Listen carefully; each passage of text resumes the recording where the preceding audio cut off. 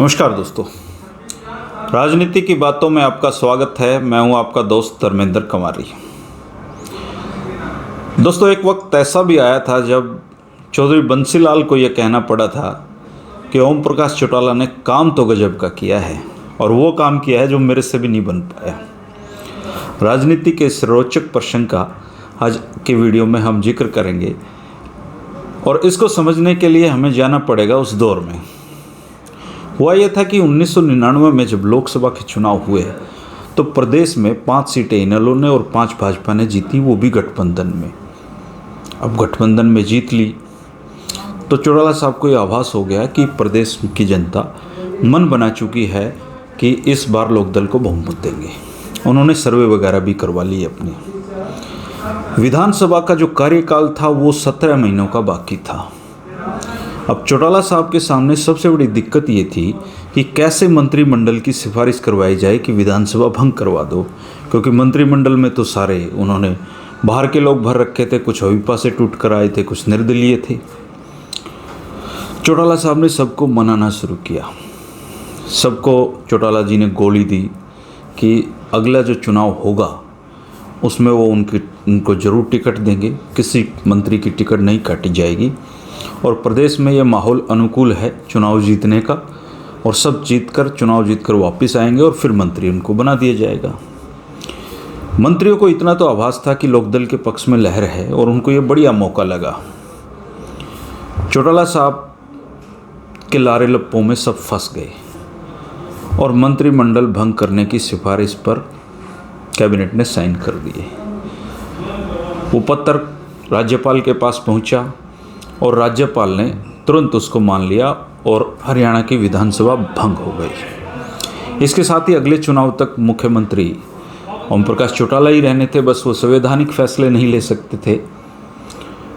इधर सारे मंत्री ये मान कर बैठ गए थे कि टिकट तो उनकी पक्की चौटाला साहब कर ही चुके हैं, लेकिन जल्दी उनको ये बड़ा झटका मिलने वाला था। 1 जनवरी 2000 को खरखुद्दा में एक कार्यक्रम था। चौटाला साहब उसमें आए हुए थे और उसमें उनकी मंत्रिमंडलीय सहयोगी कृष्णा गहलोत जी भी आए हुए थे। तो जनसभा में संबोधित करते हुए ओम प्रकाश चौटाला ने कहा कि मैंने ये सरकार तो कृष्णा जैसी और दूसरे ठगी ठोरों को ढूंढकर बनाई थी, अगली सरकार तो अब असली की अब बनाएंगे जब आप लोकदल के प्रत्याशियों को चुनकर विधानसभा में भेजेंगे। कृष्णा गहलोत जी को तो खून के घुट पी कर रहना ही पड़ा, बाकी जो मंत्री थे उनको भी सांप सूंघ गया। सबको पता लग गया कि चौटाला साहब किसी को टिकट नहीं देने वाले हैं। फिर भी कुछ लोगों ने कोशिश की और उसमें जैसे जो करतार भराना है उनको सफलता मिल गई। उन्होंने किसी तरीके से चौटाला साहब को मना लिया और उनको टिकट मिल गई। बाकी सारे को चौटाला साहब ने टिकटों में निपटा दिया। 22 फरवरी 2000 को प्रदेश में चुनाव हुए और चुनाव में लोकदल को स्पष्ट बहुमत जनता ने दिया। 47 सीटों पर वो चुनकर आए। कांग्रेस 21 सीटों पर निपट गई। हरियाणा विकास पार्टी के तो हालात ही बहुत बुरे थे। केवल 2 कैंडिडेट उनके जीते, एक खुद चौधरी बंसीलाल और एक बवानीखेड़ा से रामकिशन फौजी। इसके अलावा 3 निर्दलीय जीते, बसपा और बाकी पार्टियां उसमें शामिल थी और टोटल 11 निर्दलीय प्रत्याशी भी इस चुनाव में जीते। तो इन 11 प्रत्याशियों में से भी अधिकतर वो थे जिनको चौटाला साहब ने भारतीय जनता पार्टी के टिकटार्थियों के सामने खड़ा किया था और उनको हर तरीके से सपोर्ट भी की।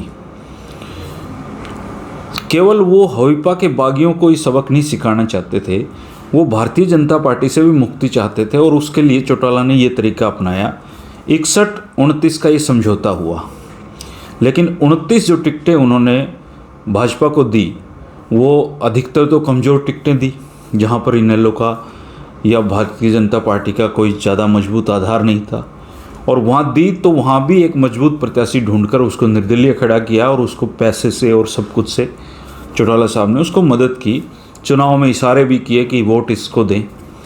तो जो भारतीय जनता पार्टी है उसको 6 सीटें मिली।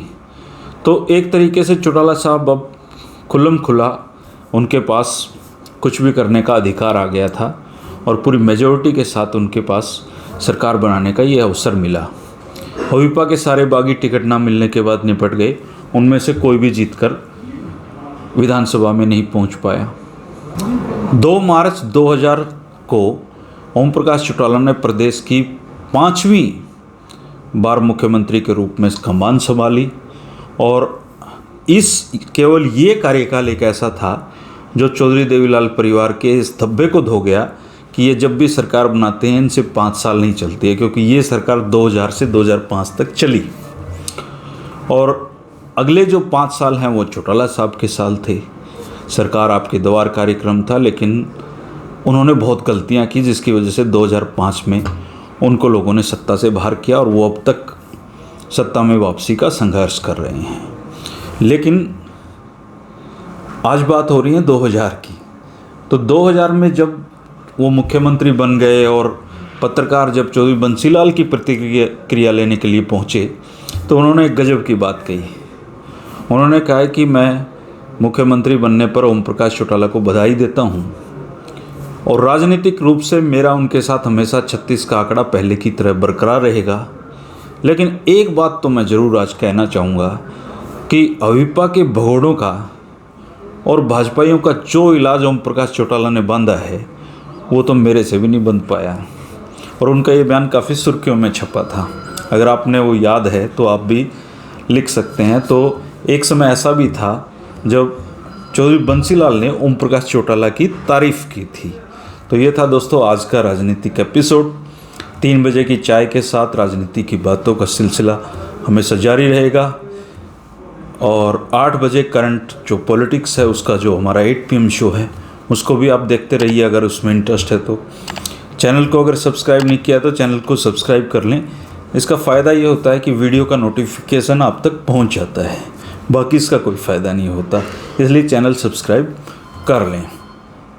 शुक्रिया दोस्तों, कल फिर मिलेंगे 3 बजे। नमस्कार।